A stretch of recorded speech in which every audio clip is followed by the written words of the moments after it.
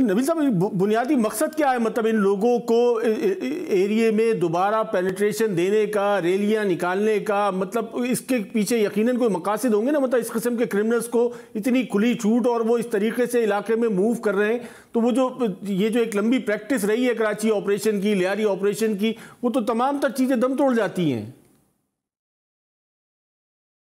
नहीं, ये तासुर बिल्कुल जाता है कि जिस इदारे ने, रेंजर्स ने और हमारे इंटेलिजेंस की एजेंसी ने इतनी मेहनत करके जराइम का ख़ात्मा किया पूरी कराची से, न सिर्फ लियारी से बल्कि पूरी कराची से, ये मैंने आपको बताया ना कि ये कोई मामूली बात नहीं है, इसकी मिसाल नहीं मिलती।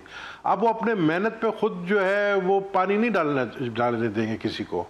तो ये पता नहीं कौन लोग इनको जो है लेकर आए और बेल करा दिया। और ये मैंने आपको बताया ना, जहाँ तक मेरी इन्फॉर्मेशन के मुताबिक 2 ऐसे शख्स के नाम सामने आ रहे हैं, और वो भी मैंने आपको बताया कि उनकी कोई हैसियत नहीं है, उनकी कोई अहमियत नहीं है।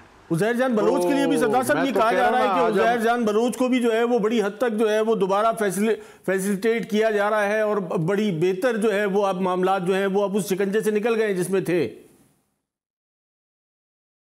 मैं आपको एक चीज़ बताऊं, फौज अपने दुश्मन को, तो मैं दुश्मन अल्फाज सही नहीं है, लेकिन गद्दार वतन को फौज कभी नहीं माफ़ करता है। 12 साल की सज़ा है उसके ऊपर।